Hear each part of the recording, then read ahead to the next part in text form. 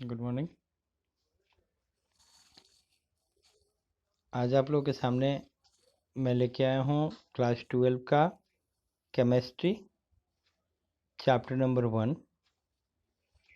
Chapter का नाम है ठोस अवस्था। तो बच्चों, सबसे पहले हम देखते हैं ठोस अवस्था में ठोस कहते किसे हैं। आप लोग 10 में 9th में ये पढ़ चुके हैं कि ठोस किसे कहते हैं। पदार्थ की वह अवस्था है। पदार्थ की 3 अवस्थाएं होती हैं, ठोस, द्रव और गैस। ठोस अवस्था पदार्थ की वह अवस्था है जिसमें वह सॉलिड रूप में होता है, उसकी आकृति भी निश्चित होती है, उसका आयतन भी निश्चित होता है। इसी को हम ठोस अवस्था कहते हैं। देखिए, ठोस अवस्था का आपके प्रश्नावली में मैंने कुछ क्वेश्चन बनाए हैं। तो इसमें फर्स्ट क्वेश्चन है, क्रिस्टलीय पद को परिभाषित करें। आपको बताएं, ठोस को मुख्यतः 2 भागों में बांटा जाता है। एक को कहते हैं क्रिस्टलीय ठोस, दूसरे को कहते हैं अक्रिस्टलीय ठोस। यहाँ क्वेश्चन है, क्रिस्टलीय पद को परिभाषित करें। क्रिस्टलीय किसे कहते हैं? और कह रहा है कि अक्रिस्टलीय ठोसों के कुछ उदाहरण दीजिए। आपका दूसरा प्रश्न है, कांच, क्वार्टज जैसे ठोस से किस प्रकार भिन्न होते हैं? किन परिस्थितियों में क्वार्टज को कांच के रूप में बनाया जा सकता है या रूपांतरित किया जा सकता है? आपका क्वेश्चन नंबर 3 है, निम्नलिखित ठोसों का वर्गीकरण आयनिक ठोस, धात्विक ठोस, आणविक ठोस, सहसंयोजक या अक्रिस्टलीय ठोस में कीजिए। जिसमें दिया हुआ है 1 नंबर टेट्रा फास्फोरस डाइऑक्साइड, जिसका अणुसूत्र है P4O10।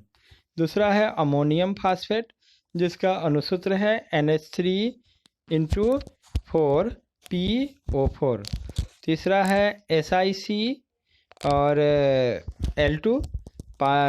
चौथा है आपका L2 और पांचवा है P। छठा है प्लास्टिक, सातवां है ग्रेफाइट, आठवां है पीतल और नौवां है Rb और 10वां है LiBr और 9वां है SL। और चौथा क्वेश्चन इसके बाद है, उपसहसंयोजन संख्या का क्या अर्थ है? करा 1 नंबर, निम्नलिखित परमाणुओं की उपसहसंयोजक संख्या क्या होती है? 1 नंबर का क है एक घनीय निविड़ संकुलित संरचना, ख है एक अंतः केंद्रित घनीय संरचना। आपको बता दें, क्वेश्चन नंबर 5, यदि आपको किसी अज्ञात धातु का घनत्व एवं एकक कोष्ठिका की विमाएं ज्ञात हैं तो क्या आप उसके परमाणुिक द्रव्यमान की गणना कर सकते हैं? तो बताते हैं कि इसको स्पष्ट करना है। छठा नंबर क्वेश्चन है, किसी क्रिस्टल को स्थिरता उसके गलनांक के परिमाण द्वारा प्रकट होती है, टिप्पणी कीजिए। ऐसे बहुत सारे क्वेश्चन हैं, सबका रिकॉर्डिंग मैं आपके सामने भेजूंगा और इन सारे क्वेश्चनों का आंसर भी मैं आपको दूंगा। सबसे पहले हम क्वेश्चन आपको लाइन बाय लाइन ऊपर से बताते ही आ रहे हैं। इस क्वेश्चन को रिकॉर्ड कीजिए और उसको ज़रूर लिखिएगा। देखिए, दिखा रहे हैं आपको क्वेश्चन आपके सामने। 5 नंबर, यदि आपको किसी अज्ञात धातु का घनत्व एवं एकक कोष्ठिका की विमाएं ज्ञात हैं तो क्या आप उसके परमाणुिक द्रव्यमान की गणना कर सकते हैं? स्पष्ट कीजिए। छठा क्वेश्चन है, किसी क्रिस्टल को स्थिरता उसके गलनांक के परिमाण द्वारा प्रकट होती है, टिप्पणी कीजिए। किसी आंकड़ा पुस्तक से जल, ethyl alcohol, die ethyl alcohol तथा मेथेन के गलनांक एकत्र करें। इन अणुओं के मध्य अंतराण्विक बलों के बारे में आप क्या कह सकते हैं? क्वेश्चन नंबर 7 है, निम्नलिखित युग्मों के पदों में कैसे विभेद करेंगे? 1 नंबर है षटकोणीय निविड़ संकुलन एवं घनीय निविड़ संकुलन, इनका अंतर बताना है। दूसरा है क्रिस्टल जालक एवं एकक कोष्ठिका। तीसरा है चतुष्फलकीय एवं रिक्ति एवं अष्टफलकीय रिक्ति में क्या अंतर है? क्वेश्चन नंबर 8 है, निम्नलिखित जालकों में से प्रत्येक की एकक कोष्ठिका में कितने जालक बिंदु होते हैं? 1 नंबर है फलक केंद्रित घनीय, दूसरा है फलक केंद्रित चतुष्कोणीय, तीसरा है अंतः केंद्रित और क्वेश्चन नंबर 9 है, समझाइए। क्या समझाना है? समझाना है धात्विक एवं आयनिक क्रिस्टलों में समानता क्या है और उन दोनों में अंतर क्या है और अंतर का आधार क्या है। दूसरा है आयनिक ठोस कठोर एवं भंगुर होते हैं कैसे, इसको भी समझाना है। क्वेश्चन नंबर 10 है निम्नलिखित के लिए धातु के क्रिस्टल में संकुलन की क्षमता की गणना कीजिए। एक नंबर कह रहा है सरल घनीय धातु में, दूसरा कह रहा है अंतः केंद्रित घनीय धातु में, तीसरा कह रहा है फलक केंद्रित घनीय धातु में। कह रहा है कि यह मानते हुए कि परमाणु एक दूसरे के संपर्क में है तो संकुलन क्षमता की गणना कीजिए। 11 नंबर क्वेश्चन है कि चांदी के क्रिस्टलीकरण एफसीसी जालक में होता है यदि इसकी कोष्टिका के कोरों की लंबाई 4.07 गुना 10 के पावर स्टार है और -8 सेंटीमीटर तथा घनत्व 10.5 ग्राम प्रति सेंटीमीटर क्यूब है तो चांदी का परमाणुिक द्रव्यमान क्या होगा बताइए। 12 नंबर क्वेश्चन कर रहा है एक घनीय ठोस दो तत्वों P एवं Q से बना है। घन के कोनों पर परमाणु एवं अंतःकेंद्रित केंद्र पर P परमाणु स्थित है। इस यौगिक का सूत्र क्या है एवं Q का उपसंयोजन संख्या क्या है। 13 नंबर क्वेश्चन है नायोबियम ठीक है, कर रहे हैं नायोबियम का क्रिस्टलीकरण अंतः केंद्रित घनीय संरचना में होता है यदि इसका घनत्व 8.55 ग्राम प्रति सेंटीमीटर क्यूब है तो इसके परमाणुिक द्रव्यमान 93 U का प्रयोग करके परमाणु त्रिज्या की गणना कीजिए। आज ये 13 क्वेश्चन आप लोग पढ़े, इन 13 क्वेश्चन का आंसर हम आपके पास दे दे रहे हैं। देखिए पहला क्वेश्चन का आंसर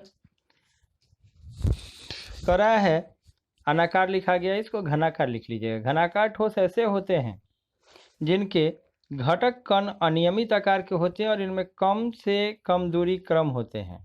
ये ठोस प्रकृति में आइसोट्रॉपिक होते हैं और तापमान की एक सीमा से अधिक पिघलते हैं, इसलिए अनाकार यानी ये घनाकार ठोस, इसको अनाकार भी कह सकते हैं और अक्रिस्टलीय भी कह सकते हैं। ठीक है, अनाकार ठोस को कभी कभी छद्म ठोस या सुपर कोल्ड तरल पदार्थ कहा जाता है। इनमें संलयन की निश्चित ऊष्मा नहीं होती है। ये अनाकार ठोस के उदाहरणों में ग्लास है, रबर है, प्लास्टिक है। दूसरा क्वेश्चन का आंसर घटक कणों की व्यवस्था ग्लास को क्वार्टज से अलग बनाती है। ग्लास में घटक कणों की शॉर्ट रेंज ऑर्डर होती है लेकिन क्वार्टज में घटक कणों की लंबी रेंज शॉर्ट रेंज ऑर्डर दोनों होती है। आते हैं कह रहा है क्वार्टज को गर्म करके कांच में बदला जा सकता है, फिर इसे तेजी से ठंडा किया जाता है। और आंसर है तीसरा क्वेश्चन का 1 नंबर आयनिक ठोस में कौन कौन सा है।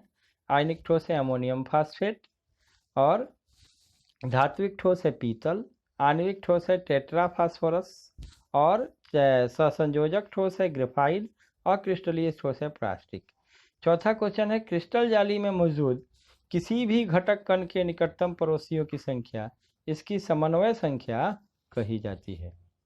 देखिए परमाणुओं की समन्वय संख्या एक क्यूबिक पैक में, क्यूबिक यानी घनाकार पैक में संरचना में परमाणुओं की समन्वय संख्या 12 होती है और शरीर केंद्रित घन संरचना में 8 होती है।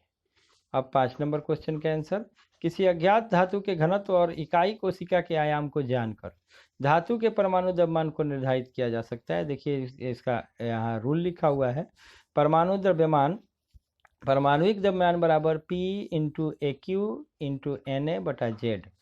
आते हैं क्वेश्चन नंबर 6 का आंसर उच्चतर गलनांक अधिक से अधिक आकर्षण का अंतर आणविक बल है और अधिक से अधिक स्थिरता है। कम गलनांक वाले पदार्थ की तुलना में उच्च गलनांक वाला पदार्थ अधिक स्थिर होता है। दिए गए पदार्थों के गलनांक निम्नलिखित हैं।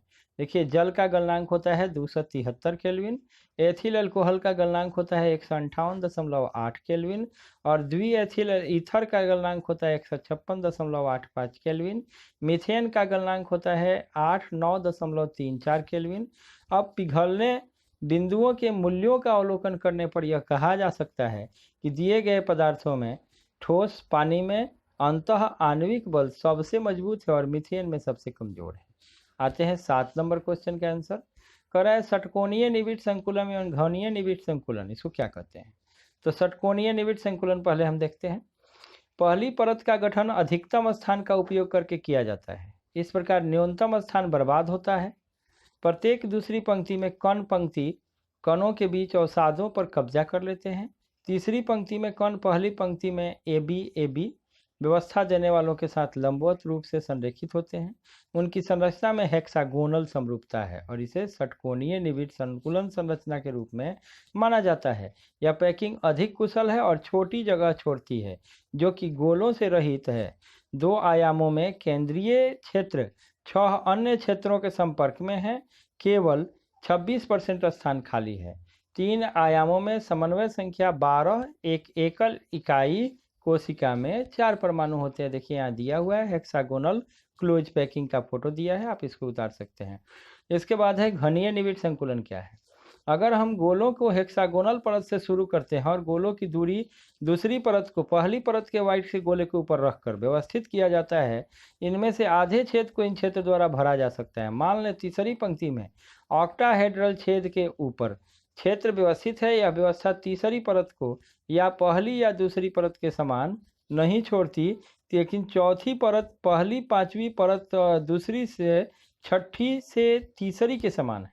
इसलिए ए बी पैटर्न देने पर इस व्यवस्था में क्यूबिक समरूपता आ जाती है और इसे घन क्लोज पैक या CCP व्यवस्था कहा जाता है। इसे फेस सेंटेड यानी FCC व्यवस्था FCC भी कहा जाता है। देखिए इसका आपको फोटो नीचे दिया हुआ है FCC पैकिंग का, आप इसको उतार सकते हैं। दूसरा एक क्रिस्टल जालक क्या है, देखते हैं। 3 आयामी जगह में से एक क्रिस्टल के घटक कणों यानी परमाणु अणु कुछ भी हो कि एक नियमित व्यवस्था हो तो उसे क्रिस्टल जाली या जालक कहा जाता है। एकक कोशिका क्या है, एक पूर्ण स्थान की जाली का सबसे छोटा 3 आयामी भाग जिसे अलग अलग दिशाओं में बार बार दोहराया जाने पर पूर्ण स्थान जाली का निर्माण होता है, इसे एकक कोशिका कहा जाता है। अब आते हैं चतुष्फलकीय रिक्ति क्या है। ये वाइट 4 गोलों से घिरे होते हैं जो एक नियमित टेट्राहेड्रॉन के कोने पर स्थित होते हैं। एक क्रिस्टल में 2 चतुष्फलकीय प्रति परमाणु होते हैं और त्रिज्या का अनुपात 0.225 होता है। अष्टफलकीय रिक्ति क्या है, यह वाइट 6 क्षेत्रों से घिरा हुआ होता है और पहली और दूसरी परत के 2 त्रिकोणीय वाइट्स के संयोजन से बनता है। एक क्रिस्टल में एक अष्टफलकीय प्रति परमाणु होता है और त्रिज्या का अनुपात होता है 0.414। आते हैं क्वेश्चन नंबर 8 पे। फलक केंद्रित और अंत केंद्रित चतुर्भुज निकालने की जो विधि है आपको पहले भी मैं बता चुका हूँ। 8 इंटू कोने पर स्थित जो परमाणु है वो, प्लस 6 इंटू फलक केंद्र पर स्थित परमाणु, और जोड़ेंगे तो 8 और 6 14। फलक केंद्रित चतुष्फलकीय में 14 इंटू 8 कोनों में से और 6 चेहरे यानी फेस से जाली बिंदु होते हैं। 3 नंबर अंतः केंद्रित में 8 कोनों पर होते हैं, प्लस 1 अंतः केंद्र पर जोड़ देते हैं तो 9 हो जाता है। क्वेश्चन नंबर 9, देखिए क्वेश्चन नंबर 9 कर रहे समानताएं दोनों आयनिक और धातु क्रिस्टल आकर्षण के इलेक्ट्रोस्टैटिक बल हैं। आयनिक क्रिस्टल में ये विपरीत रूप में आवेशित आयनों के बीच होते हैं। धातुओं में ये वैलेंस इलेक्ट्रॉनों और गुठली में से हैं, इसलिए दोनों में गैर दिशात्मक बंधन होता है। अंतर क्या है, तो अंतर कर रहा है आयनिक क्रिस्टल में आयनों को स्थानांतरित करने के लिए स्वतंत्र नहीं है, इसलिए वे ठोस अवस्था में बिजली का संचालन नहीं कर सकते हैं। केवल तरल अवस्था में जलीय घोल में वे बिजली का संचालन करते हैं। धातुओं में वैलेंस इलेक्ट्रॉनों को स्थानांतरित करने के लिए स्वतंत्र है, इसलिए ठोस अवस्था में भी वे बिजली का संचालन कर सकते हैं। अब देखते हैं इसका ब क्या है अंतर। आकर्षण के इलेक्ट्रोस्टैटिक बलों के कारण आयनिक बंधन मजबूत होता है और इसी तरह आप समझ लीजिए कि वैलेंस इलेक्ट्रॉनों की संख्या के आकार के आधार पर धातु बंधन बहुत ही कमजोर होता है। ठीक है, अब देखते हैं 3 नंबर इसका। आयनिक क्रिस्टल कठोर होते हैं क्योंकि उनके पास विपरीत चार्ज किए गए आयनों के बीच आकर्षण के मजबूत इलेक्ट्रोस्टैटिक बल होते हैं। वे भंगुर हैं क्योंकि आयनिक बंधन गैर दिशात्मक है। क्वेश्चन नंबर 10 का आंसर 10 में कह रहा है समानताएं क्या है, तो समानताएं देखिए कह रहा है दोनों आयनिक और धात्विक क्रिस्टल आकर्षण के इलेक्ट्रोस्टैटिक बल हैं। आयनिक क्रिस्टल में ये विपरीत रूप से आवेशित आयनों के बीच होते हैं।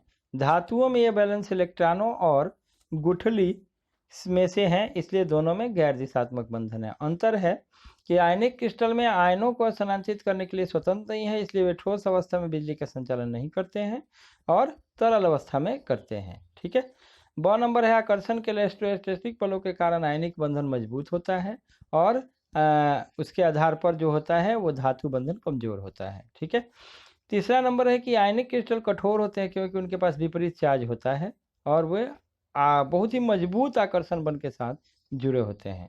ठीक है, तो ये आपका 10 नंबर क्वेश्चन यहाँ ख़त्म हो गया। 10 नंबर तक आज के लिए रहा। आप लोग 10 नंबर तक आराम से क्वेश्चन भी देख लीजिएगा और उसका आंसर भी देख लीजिएगा और याद कर लीजिएगा। इसके आगे हम 10 नंबर से आगे बढ़ाएंगे अगले दिन।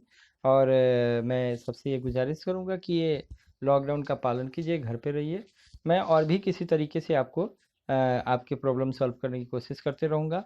मेरे पास ये जो वीडियो मैं आपको भेज रहा हूँ, अगर अच्छा लगता है तो इसको पढ़ें और पढ़ने के बाद, सुनने के बाद इसको, इससे अपने आप को यूटिलाइज करें इसका, और उसके बाद इसको शेयर करें, लाइक करें, और अगर कोई दिक्कत हो तो कमेंट करें, लेकिन हमारे चैनल को सब्सक्राइब ज़रूर करें। ठीक है, धन्यवाद। अगला वीडियो अगले दिन लेके आऊँगा, तब तक के लिए नमस्कार।